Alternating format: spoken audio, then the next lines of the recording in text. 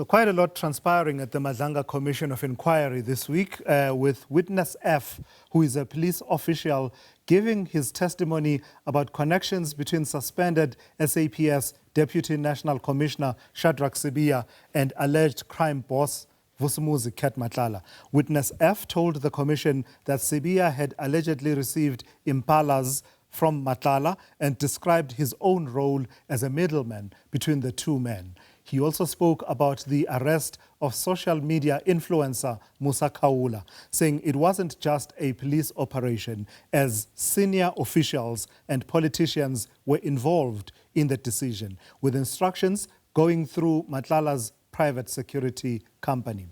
Later in the week, SAPS Brigadier Rachel Macheng faced questions over a potential conflict of interest.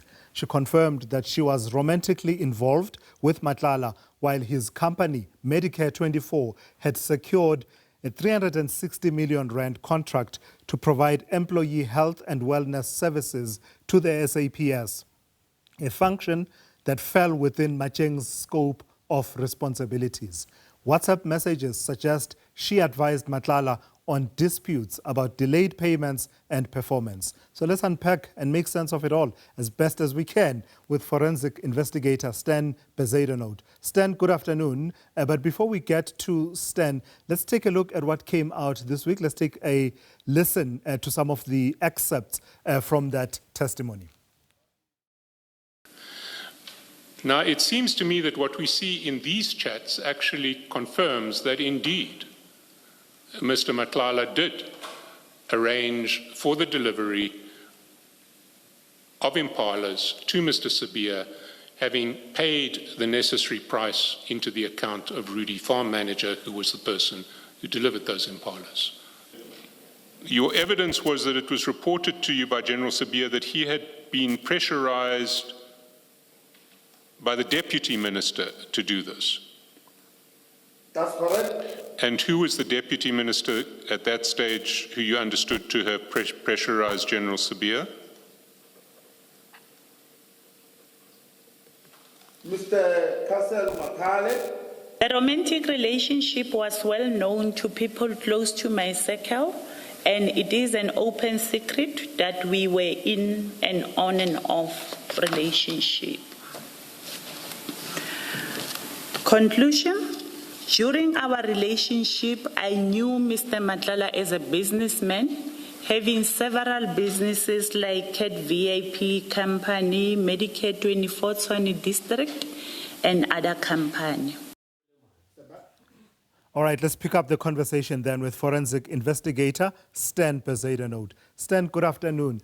My lasting impressions, two of them actually, the entertainment value as far as the salacious details that came out about the relationship between Brigadier Macheng and Vusimuzi Matlala are one thing, but actually the seriousness of what we were looking at, there was a risk of that being lost while we were caught up in the salacious details, the scandalous details that were coming out. But also the other impression I got was, must have been nice to be Vusimuzi Matlala. Whatever he wanted, he got, whether it be the evidence of Witness F or Brigadier Macheng. What were your impressions of this week? Yes, good afternoon to Rasizwe and good afternoon to your viewers. So yes, I think there are two components to focus on. The first is obviously we have an issue of, let's call it entertainment value. The sad thing is that we must be careful that we are not so distracted by the entertainment value we forget what the implications are. And it is indeed so that they say heavy is the head that wears the crown. The higher up in the echelons of government you move, the more power people wield, the more that power will be brought to bear. And the problem is that when you have an internal lack of moral framework and it starts becoming a common theme, before you know it, you have situations unfold like this. And look where we are with the whole commission and the situation that is unraveled in front of us. So I'm concerned about the fact that these things are possible more than I'm concerned about the fact that they happened. So I would say I'm not shocked that they did. I'm shocked that they did only come to light now because it's been going on for so long, I suspect. I think, Stan, a particularly disturbing element for me was the ease with which Vusimuzi Matlala was able to get internal SAPS communication details of investigating officers working on certain cases, working through the connections that he had built up, including his girlfriend at the time, Brigadier Macheng. Yes, and this immediately reminds us of the whole outcome of the Kenya murder in the Western Cape, and the way in which the systems within the South African Police Service changed. Even when I was in the South African Police, we were able to sometimes, even in an off-duty capacity, phone a colleague on duty and say, "Listen, I think there's a suspicious vehicle or whatever. Can you check on it for me and do a so-called, ownership check, etc." Those days are far gone. There was a time when you could so-called ping cell phones. And I'm surprised that despite the changes that have happened and despite the intense efforts to control the flow of information so much better, that it still remains so easy if you just properly connected. And that's more concerning to me, because a person operating at station level or a local detective, certainly you could say that there should be control measures in place to prevent them from abusing the system. But the higher up in the ranks and echelons you go, the more important that becomes, simply because the more power you wield, the more likely you are to wield that power in the wrong direction if you're so inclined. So let's talk about the suspended Deputy National Police Commissioner, because Witness F's testimony was quite damning in as far as revealing interactions between the suspended Deputy National Police Commissioner, General Sibiya, on the one hand, and Vusimuzi Matlala on the other hand, and how Witness F played this intermediary role between the two of them. What are the implications for him at this particular point? I know that there's still some way to go by way of investigating, alterum partem, hearing the other side, etc. But from what we've heard, what implications does it hold? Well, it's very simple. If it wasn't for the mediator, there would have been a direct relationship. And there's always this effort, wherever there's a relationship, that the parties in the common course of business expect not to be scrutinized. They will use an intermediary, and that's the easy way of doing it, so that you can always keep things at a bit of arm's length. With Witness F testifying and making those causal links between the origin and the source, or rather the result and the outcome, we definitely have a problem now, because now I have a witness and we've got a causal link between the two, and there's now a nexus between the activity and the outcome of the activity. So in the terms of at least the legal process, we now have reason to investigate that further. But also we now have a witness F that is exposed, as previous witnesses have been, to extreme risk, because if it is true, as some people may suspect, that these witnesses have been murdered and shot at on account of the fact that some element of the testimony is going to cause further exposure, my next question would not logically be, how safe is our witness F then?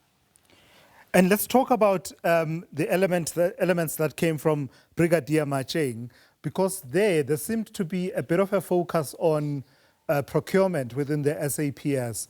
How vulnerable is that area, from what we heard, that a person who's responsible for a line function within the SAPS, a line function that is seeking services and goes to market, doesn't feel uncomfortable that the supplier that ends up with the contract is someone that she's in an on and off relationship with, that tends to be quite on even during the persistence of that relationship. Is this a snapshot of the difficulties in procurement in the SAPS, and perhaps we need to see the rest of the iceberg instead of seeing just the tip? Absolutely. So I've been a contractor to both the SAPS and the national government, and I've been supplying services to the national government probably since about 2008 or 9. And I can tell you that my personal experience, if you are not connected, you don't know people, and you're just a simple contractor or service provider, is that the procurement process is extremely robust. However, the minute you move up into the echelons of power again, you have people with the capacity to bring decisions to bear and to influence decisions. Now, that would be the subject of a separate or further investigation in this matter. But most definitely, it's highly concerning that is possible. And we've heard this in the past. I've heard people make allegations. Of course, I can't repeat allegations on national television on unrelated matters, but in one instance at least, we know that law enforcement officers were involved in crimes. People went to local police stations to report those crimes. Those crimes were brushed aside. People were intimidated, and the case was closed before anything happened. A personal friend of mine was literally died in police custody. It was declared a heart attack, but no autopsy was ever done. So these kinds of things happen. It's very concerning. And if you look at the whole, let's call it the landscape in which we are operating at that level of control, I'm very concerned about how easily this could be done. And more importantly, to what level. If it was a 50,000 Rand contract for notebooks, you could understand it. But by the time it gets to these levels, it's much more serious. And obviously, it should be subject to much deeper and more close scrutiny. So the stakes are clearly high then, with the kind of hold that some of these procurement entrepreneurs networks have within pockets of the SAPS. Do you anticipate that they will be dismantled without putting up much of a fight? I mean, we saw reports recently about an incident that involves someone who is involved in the Madlanga Commission, and I think you alluded to it, and the attempt at assassinating that person. Does it say to us that such are the interests deeply entrenched that dismantling these networks will not be easy? I've heard it said so many times by people with, let's call it, very good credentials in the both policing and the private security industry, that the South African police is way overdue for a complete cleanup and redesign. I think that the problem has developed to the place where it's become so much entrenched in the natural evolution that is the law enforcement engine, that it's going to be extremely difficult to simply undo, because you will have to invariably, first you have to understand the beast. There has to be an analysis. Then you have to control the beast. You have to decide what you're going to do with it. Then you've got to be careful that you're not feeding the beast, because what happens is the minute you start shutting the doors, people start rushing out of the other door and they grab as much as they can get to run out of the door with, let's call it, the cash they have access to. So if it's not properly approached, properly managed, properly analyzed, properly understood, and properly redirected, I think we are going to see similar problems for at least the next 5 years, if not more. All right, let's leave it there for this afternoon. Thank you for your time. That's Stan Bezuidenhout, who is a forensic investigator who's been watching the Madlanga Commission of Inquiry and some of the testimony that we've seen in the last few weeks. I think I like what Stan said. Let's not get caught up in the entertainment value. We're discussing serious matters here. Yes, BBL came up. Yes, Ozempic came up. But what's the story behind that? What's the really concerning trend that was being revealed by some of that testimony?